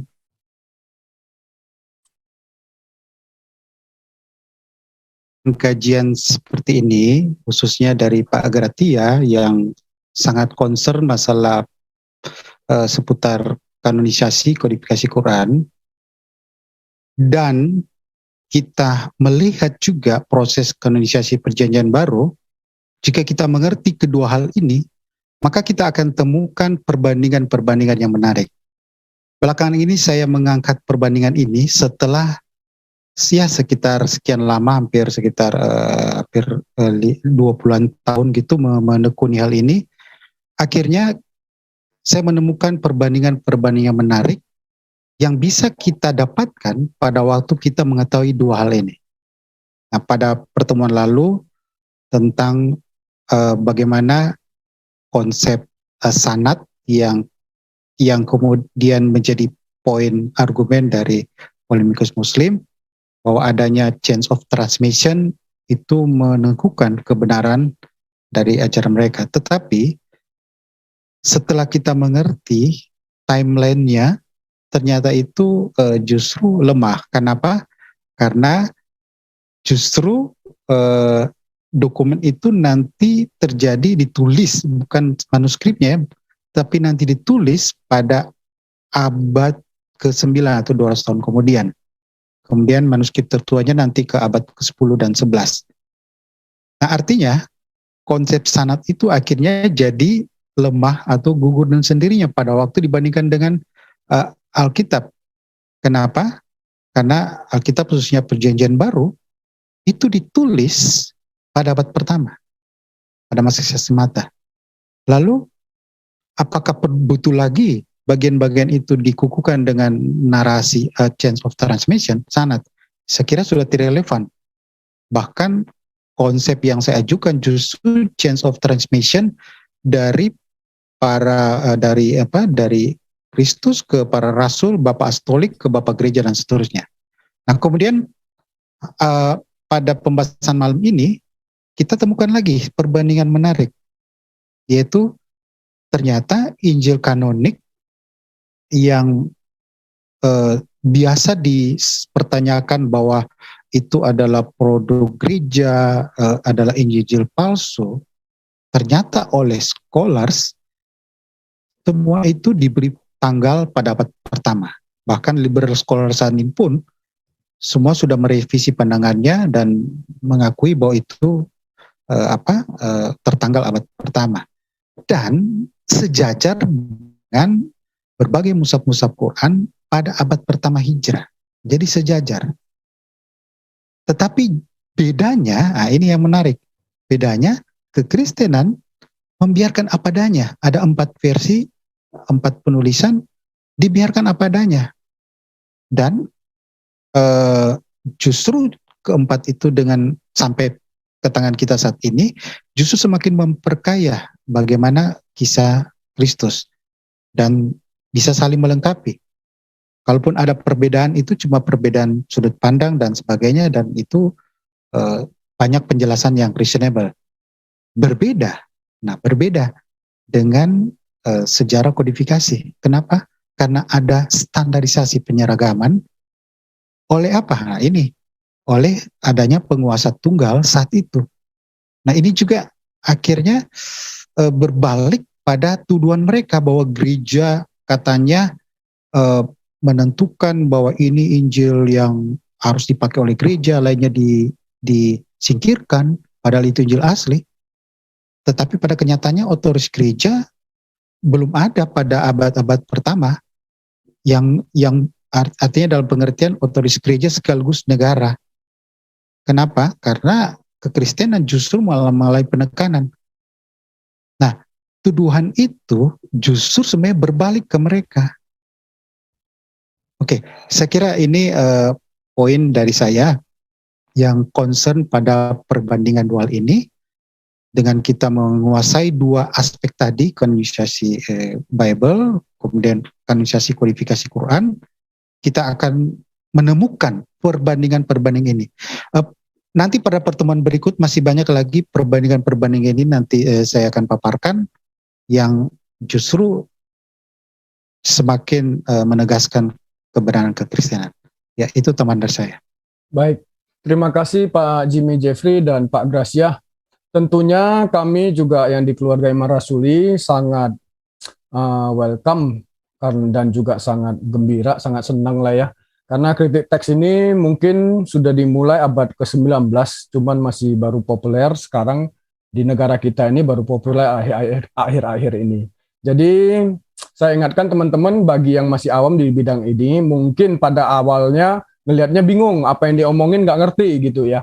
Tapi jangan menyerah, seperti biasa kita rendahkan hati, tetap belajar, jangan sombong rohani. Itu aja kita minta Roh Kudus yang bukakan semua, nanti pada saatnya itu akan indah pada waktunya. Jadi stay tune di keluarga Imam Rasuli, kami tunggu juga pengajaran dari Pak Jimmy Jeffrey dan Pak Gracia, supaya kritik tekstual ini dibahas lebih komprehensif. Karena memang sangat berguna bagi kami semua, peserta didik, baik pun pendidik, baik pun yang mahasiswa STT, dan terutama teman-teman apologet. Begitu aja, kita masuk ke sesi selanjutnya. Sesi tanya jawab, silakan dibacakan pertanyaan yang udah masuk, Pak Daniel. Ya, pertanyaan yang pertama, apa pandangan Bapak terhadap tuduhan Muslim yang selalu mempersoalkan varian Septuaginta dan Masoret? Terima kasih, Pak.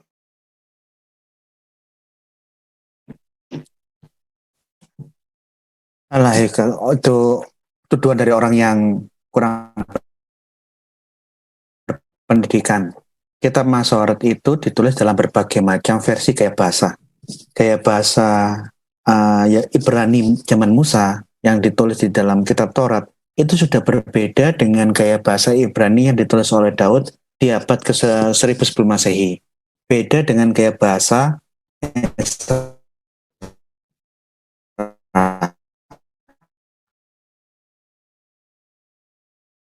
yang bahkan modern sekarang pun perlu belajar khusus untuk mempelajari bahasa-bahasa Ibrani kuno.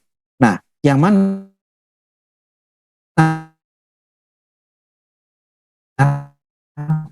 perbedaan ratus ribu Masehi beda dengan gaya bahasa di zaman Daud dan Salomo di sekitar abad 1000 tahun sebelum Masehi, beda dengan zaman Ezra yang kira-kira 400 tahun sebelum Masehi.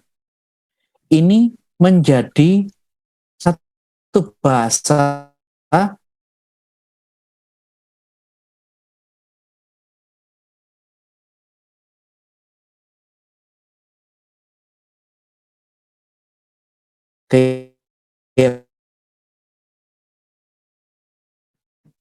bahasa Yunani, orang Yunani, orang Israel waktu itu berbahasa Yunani itu sesuatu yang umum, sehingga wajar di dalam perjanjian baru banyak orang-orang baik Yesus dan para rasul mengutip perjanjian lama versi Septuaginta, karena bahasa Ibrani di dalam bangsa Israel sendiri di zaman Yesus sudah jarang, sudah mati, dan tidak dipakai sebagai bahasa komunikasi umum.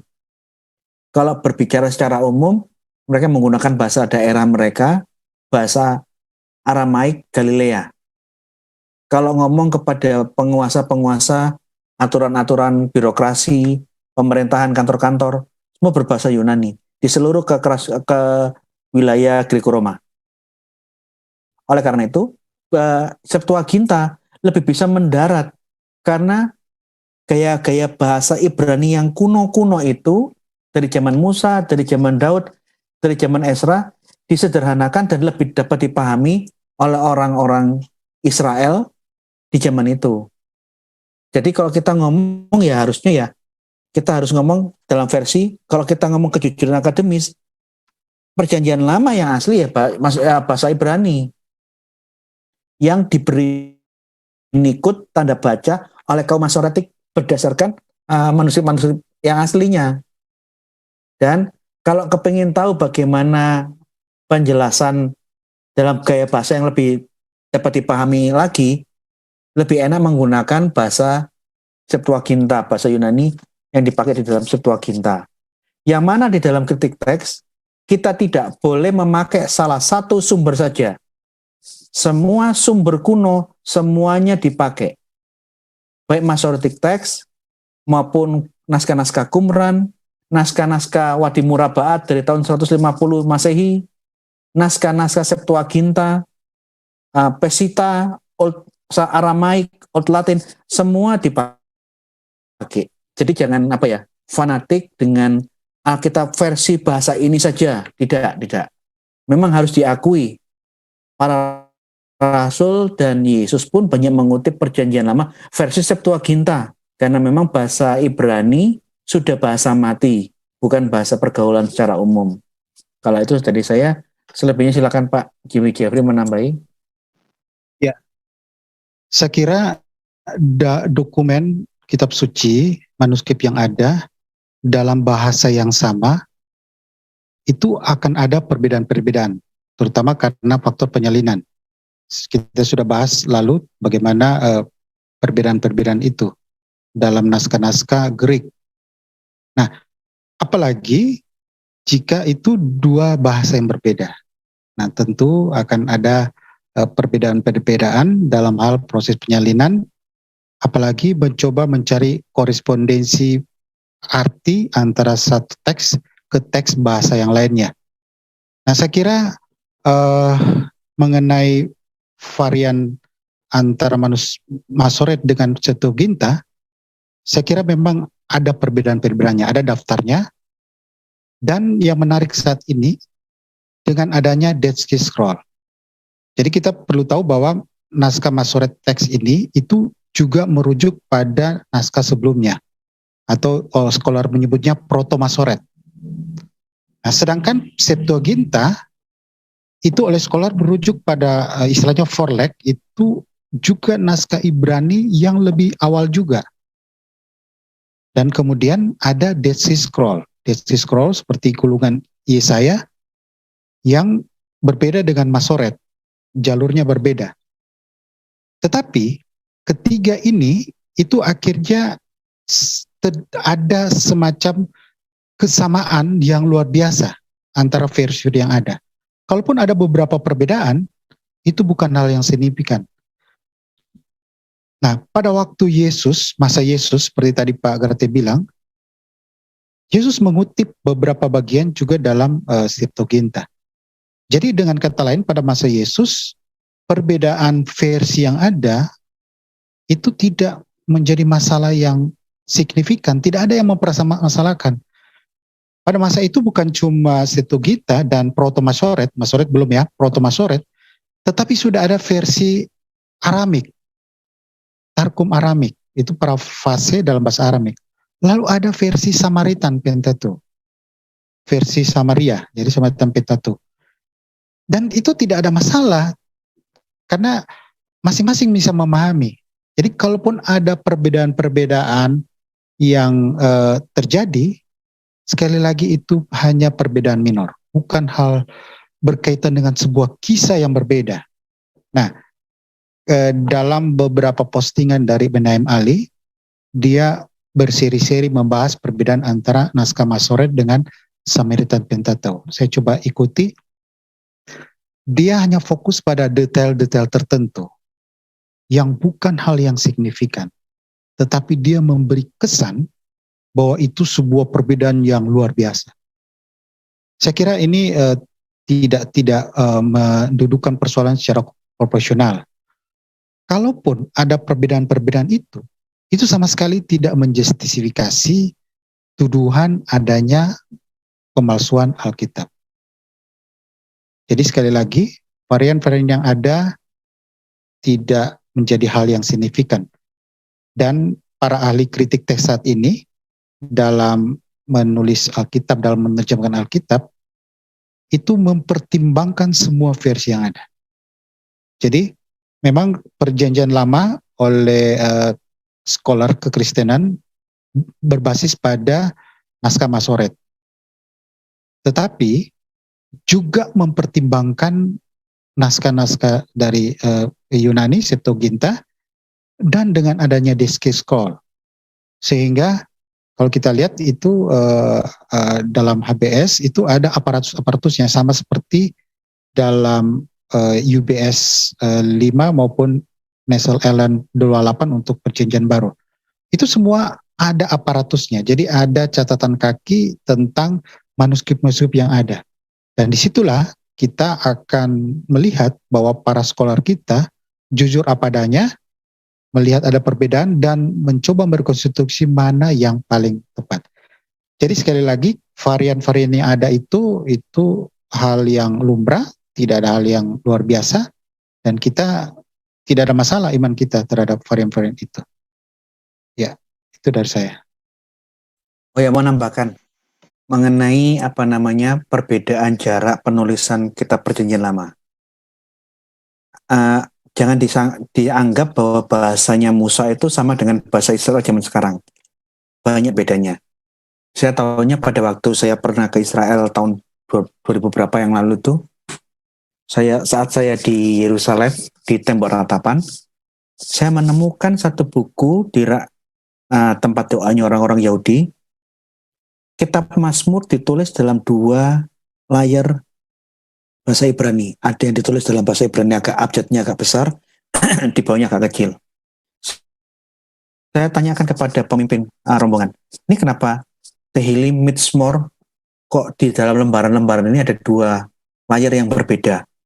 Ada bahasa Ibrani yang ditulis dalam abjad yang agak besar di atas, di bawahnya bahasa Ibrani yang kecil. Pemimpin rombongan memberikan informasi, oh ini, yang di atas ini adalah teks asli Mazmur yang ditulis oleh Daud tahun 1000 Masehi, sebelum Masehi. Sedangkan yang di bawahnya ini adalah terjemahan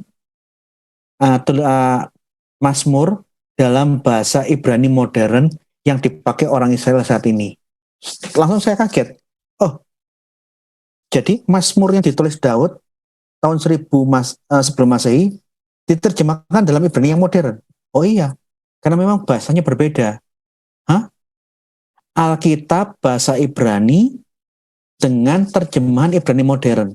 Saya lihat di Israel dan saya nggak sempat beli buku itu karena memang nggak diperjualbelikan.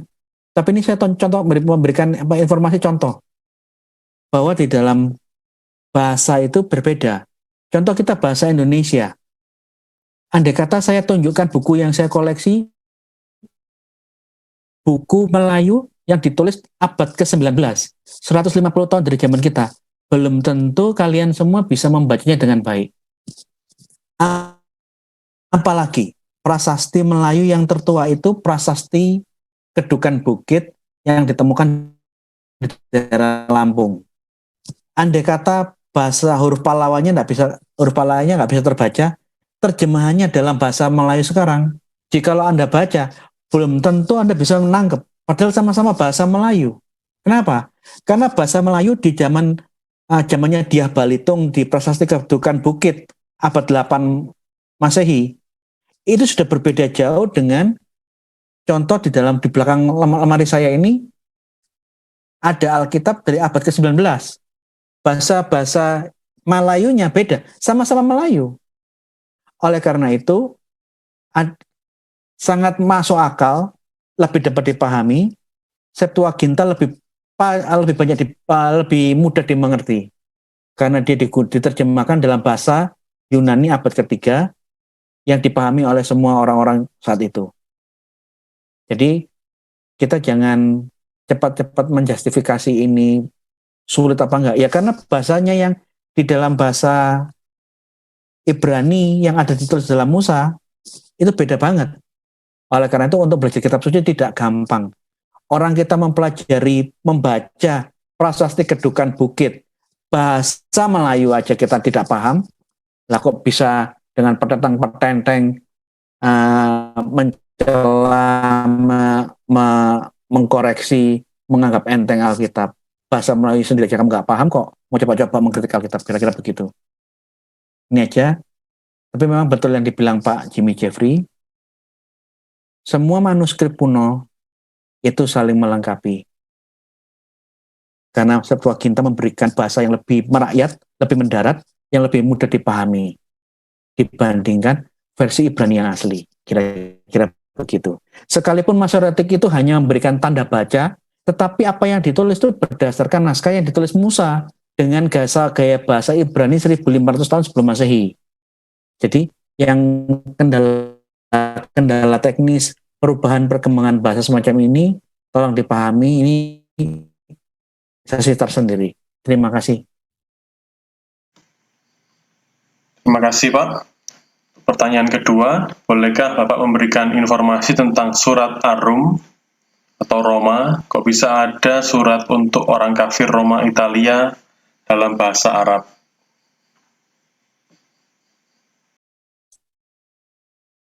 Ya, ini maksudnya, halo? Itu maksudnya apa tuh? Saya kurang paham. Ya, saya ulang pertanyaannya, bolehkah Bapak memberikan informasi tentang surat Ar-Rum atau Roma? Kok bisa ada surat untuk orang kafir Roma Italia dalam bahasa Arab? Loh, ya wajar. Surat Ar-Rum konteksnya itu kan kepada jemaat di kitab Roma. Tetapi orang yang membaca tulisan Paulus kepada jemaat di Roma, kayaknya semua orang Kristen. Tidak terkecuali orang-orang Kristen yang tinggal di Arab. Kalau mempermasalahkan tentang terjemahan ini sesuatu yang ecek-ecek ya. Bahkan saya bisa membaca surat Roma di dalam bahasa Indonesia. Ini loh, surat Roma itu saya baca dalam bahasa Indonesia. Bisa saya baca dalam bahasa Inggris. Yang kayak gini kok dipertanyakan, gila nih banget. Gila nih. Yang lainnya. Terima kasih, Pak. Pertanyaan selanjutnya, izin tanya Pak Grasi dan Pak Jimmy, mohon informasi atau sumber yang menjelaskan bahwa tahun 1924, kalau tidak salah, dilakukan pembuangan buku-buku berbagai versi Quran. Terima kasih.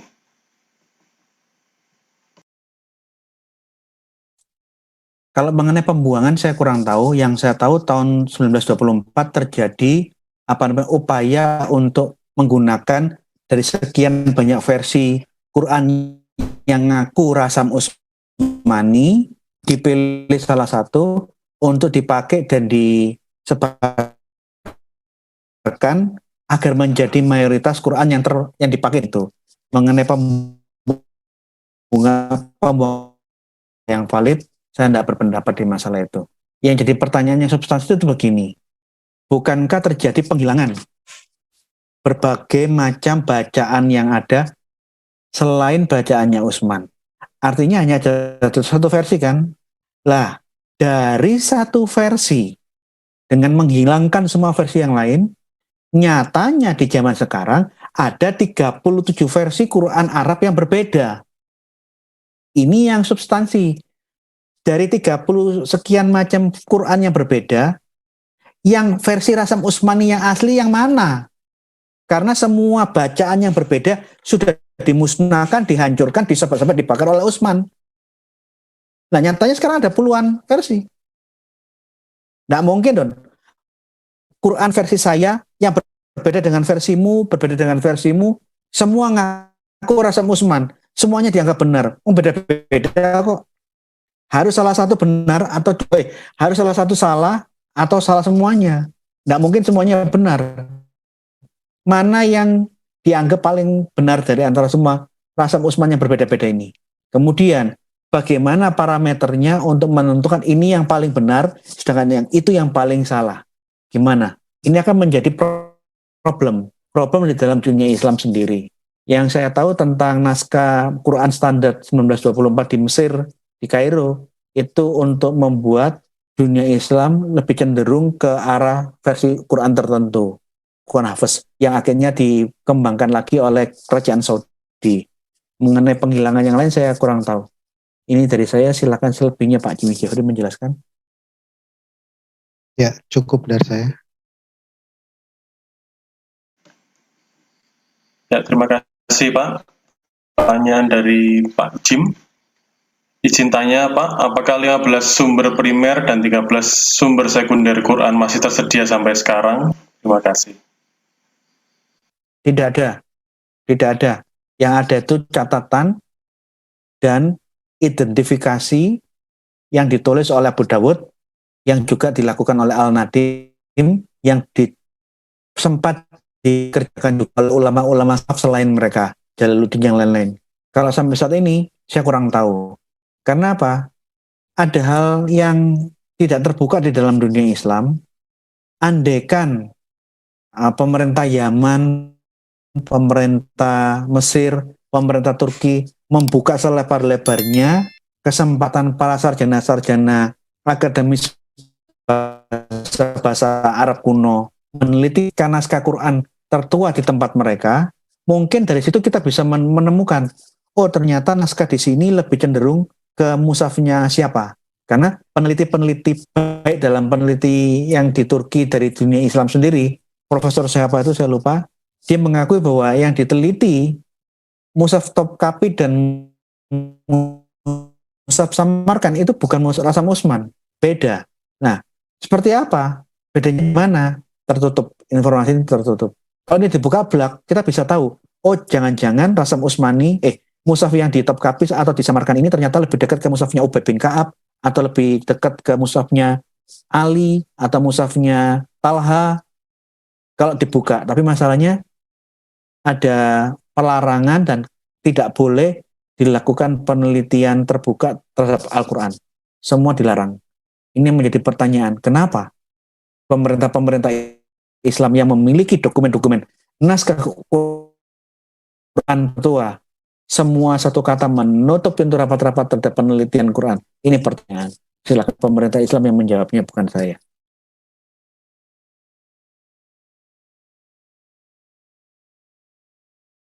Primer seperti itu tidak ada. Kekristenan pun juga seperti itu. Jadi tidak ada lagi naskah-naskah asli atau autograf.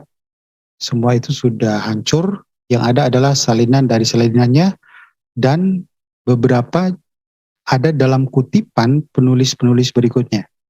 Jadi seperti yang tadi Pak Gerai sebutkan, untuk teks-teks itu ada dalam kutipan kitab-kitab seperti Al-Masahif, juga dicatat oleh Al-Nadim, Suyuti, dan lain-lain.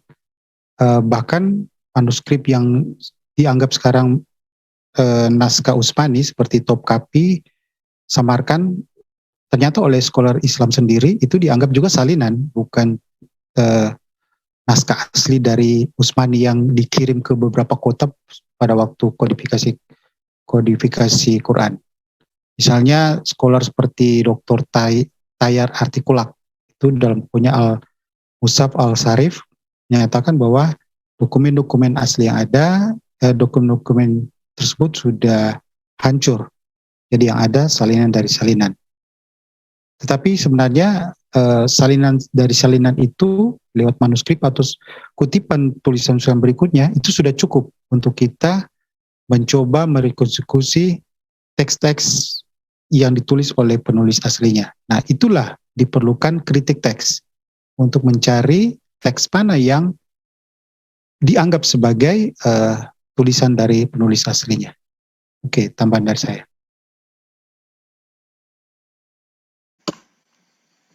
Terima kasih Pak. Pertanyaan selanjutnya dari Yan Kurniawan. Izin tanya, Pak, jadi Quran yang di sisi Allah mengikuti kanonisasi Utsman?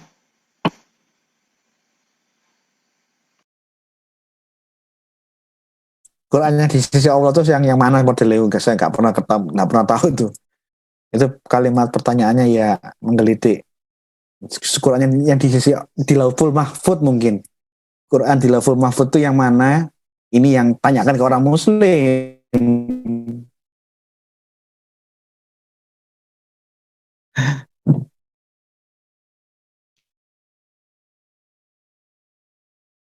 Begitu diturunkan, disalin, si Quran bahasa Arab. Yang semua ngaku kamilah yang Rasam Utsman. Lah kok beda-beda?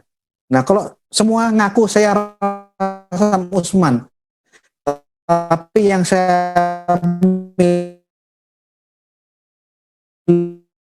miliki beda dengan tanyakan kepada orang Muslim, kecenderungan mereka menjawabnya itu menyederhanakan dan ingin mengarahkan kita ke pembicaraan yang lain. Tolong jangan dikaji lebih dalam mengenai masalah ini. Ini sempurna. Itu yang biasanya saya temuin di media sosial itu seperti itu. Terima kasih Pak. Pertanyaan terakhir.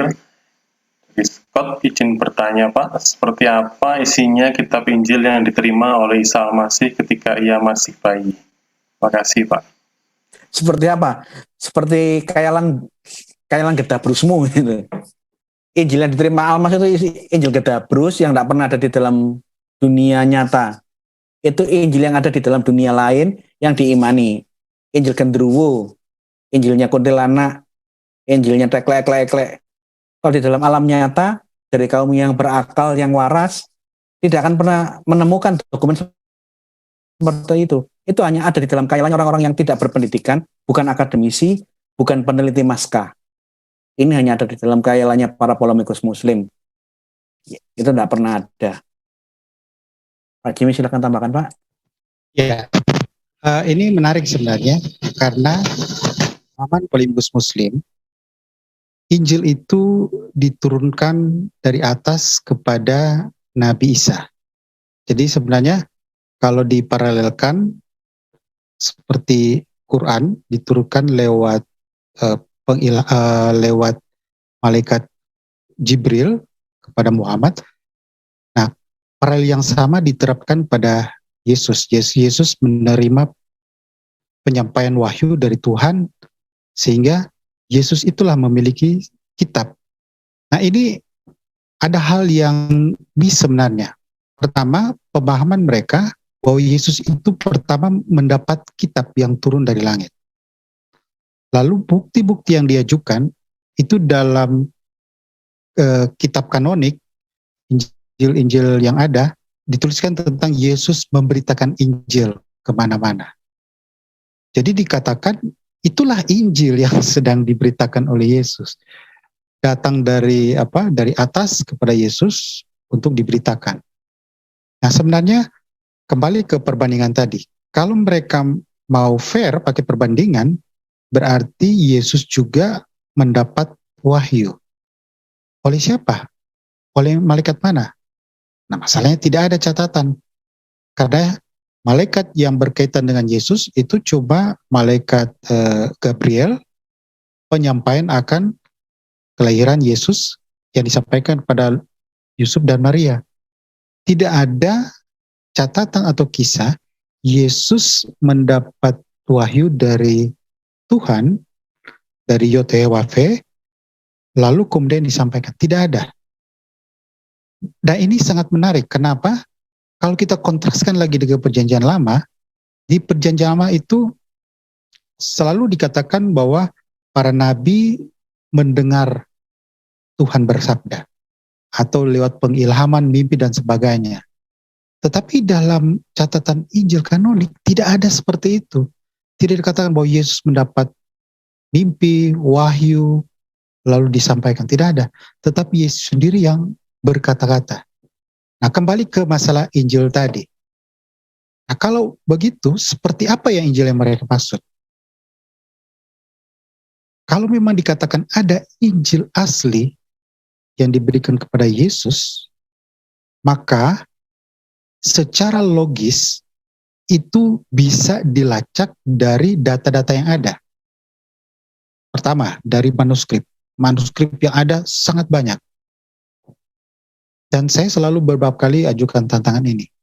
Ada sekitar 5.800 lebih manuskrip Injil dalam bahasa Yunani. Tolong tunjukkan manuskrip yang mana, papirus mana yang dianggap Injil yang asli. Sampai sekarang nggak pernah ada yang jawab. Nggak ada. Satu aja papirus yang menunjukkan, oh itu Injil yang asli. Nah, kalau kita coba rekonstruksi konsep mereka, Injil asli itu tidak ada teks-teks tentang keilahian Yesus dan sebagainya. Tetapi kenyataannya, manuskrip yang awal seperti papirus P66 dan sebagainya, justru di dalamnya sudah ada teks-teks hexakristologi seperti Yohanes 1:1, Yohanes 20:28. Jadi kalau ditanyakan mana, ya tidak bisa dijawab. Lalu kemudian dari kitab-kitab yang ada berbagai macam versi, Injil apokrif dan sebagainya. Tolong tunjukkan Injil apokrif yang mana. Nah, saya lihat di YouTube beberapa waktu lalu ada yang mencoba mengangkat tentang Basilides karena dianggap sinkron dengan keterangan Quran yang menolak penyaliban Yesus. Tetapi kalau kita melihat berkaitan dengan Basilides itu dari beberapa dokumen seperti disebut oleh Irenaeus, ternyata deskripsinya yang ada memang ada kemiripan, tetapi berbeda karena dokumen-dokumen itu nuansanya khas gnostik, yaitu mereka menolak Yesus yang disalibkan secara Yesus real. karena pemahaman mereka tidak mau menerima Yesus yang real. Mereka sangat meninggikan Yesus, bahwa Yesus itu benar-benar ilahi dan tidak mungkin mati, tidak mungkin menjadi manusia. Jadi yang disalibkan itu manusia semua. Nah, jadi kalau dianggap kesesuaian, justru sebenarnya bertentangan dengan Quran, karena Quran justru menganggap Yesus hanya nabi, tidak ada aspek ilahinya. Berkaitan dengan Basilides justru sebaliknya. Jadi sekali lagi pertanyaan ini sudah berapa waktu lalu saya ajukan, sampai sekarang tidak ada jawaban. Jadi kembali, Injil apa yang ada pada masa kecil Yesus pada itu, ya ini PR bagi saudara-saudara Muslim. Silakan tunjukkan kepada kami dari berbagai manuskrip atau Injil apokrif, yang mana Injil yang asli. Ya, terima kasih. Terima kasih Pak Gracia dan Pak Jimmy yang sudah menjawab pertanyaan. Pertanyaan sudah habis. Saya kembalikan ke moderator. Baik, terima kasih teman-teman. Terima kasih Pak Jimmy, Pak Gracia Pelo. Jadi teman-teman makin menarik ya tentang kajian akademis tentang kritik teks ini. Jangan lupa stay tune di Keluarga Imam Rasuli, jadi kita bisa belajar banyak. Tentunya teman-teman mesti banyak belajar, karena setiap apa yang disampaikan, menurut kita seperti tadi Pak Jimmy Jeffrey sampaikan, yang menurut kita itu P66 asli yo. Karena kan kristologi dan kristosentris. Bagi mereka pemaksaan asumsi teologis itu bahwa kitab masih jatuh dari langit, ya asal tembak, yang mana yang asli, yang mana yang tidak. Jadi itu hanya semacam penggiringan dan pemaksaan asumsi teologis. Jadi kita dipaksakan, diseretkan sesuai dengan asumsi teologis yang mereka anut begitu. Jadi teman-teman banyak belajar di sini. Stay tune di Keluarga Imam Rasuli. Kita akan bahas lebih komprehensif di sesi-sesi selanjutnya. Baik, kita tutup acara kajian akademis malam hari ini dengan doa. Kami undang dengan hormat Pak Valerino, Pastor Valerino, untuk menutupnya dalam doa. Silakan Pak Rino. Baik, mari kita satukan hati, satukan iman kita berdoa. Terima kasih Bapa yang baik, kami kembali menggunakan waktu yang Engkau berikan. Kami bersyukur kalau kami sampai selesai. Dan semua yang sudah kami dengar menunjukkan Engkau adalah kebenaran itu. Dari tulisan, dari teks semua kami melihat hanya Engkau saja yang bisa mempertahankan semua itu. Dengan kekuatan manusia tidak bisa. Dan kami melihat kami sebagai anak-anak kekasih-Mu, tugas kami adalah membawa kebenaran itu dan menyatakannya secara jujur. Kami berterima kasih untuk kedua anak kekasih-Mu, Pak Gracia Pelo, Pak Jimmy Jeffrey. Terus Engkau pakai mereka berdua ya Bapa, makin hari ke depan makin tajam, dan kami percaya apa yang mereka butuhkan untuk melengkapi pelayanan, untuk membawa semua ini, Engkau melengkapi semuanya, buku-buku yang diperlukan, semua. Bahkan kami percaya Engkau akan mempertemukan dengan orang-orang yang akan mensupport Pak Gracia Pelo dan Pak Jimmy Jeffrey.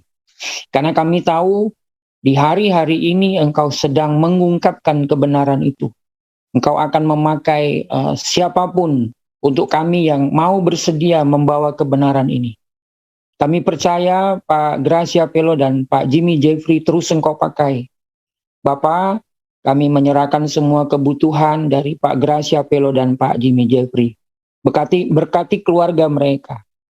Keluarga Pak Gracia Pelo Engkau berkati, semua anak-anak, istri Engkau berkati.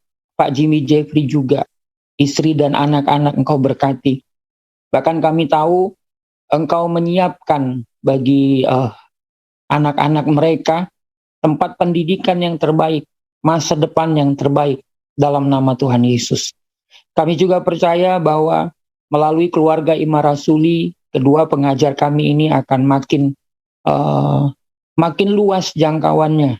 Dan kami percaya akan banyak juga channel-channel yang akan merelay kembali, bahkan membuat dalam bentuk yang lain, agar pengajaran ini akan terus tersebar.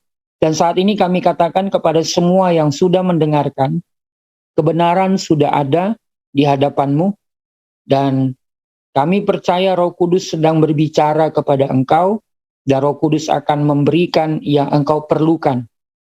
Kami mendoakan semua orang-orang yang selama ini menyerang keyakinan kami, menyerang kitab suci kami. Di dalam nama Tuhan Yesus engkau dikasihi. Dan pada waktunya engkau akan tunduk dan engkau akan menyerahkan dirimu percaya kepada Tuhan Yesus. Di dalam nama Tuhan Yesus, Menahem Hali ada di dalam tanganmu Tuhan Yesus. Kami percaya engkau yang akan memberikan lebih dan lebih lagi, menerobos sampai ke dalam hatinya, menerobos sampai ke dalam pikirannya. Di dalam nama Tuhan Yesus, kami bersyukur untuk kesempatan malam hari ini. Engkau memberkati semua kami yang sudah hadir. Kami akan istirahat. Beri kami kualitas tidur, kesehatan bagi kami. Besok kami akan bangun dengan tanggung jawab yang kau sudah percayakan kepada setiap kami. Kami akhiri pengajaran pada malam hari ini. Di dalam nama Tuhan Yesus kami sudah berdoa. Amin. Terima kasih Pak Gracia Pelo, Pak Jimmy Jeffrey, selalu diberkati.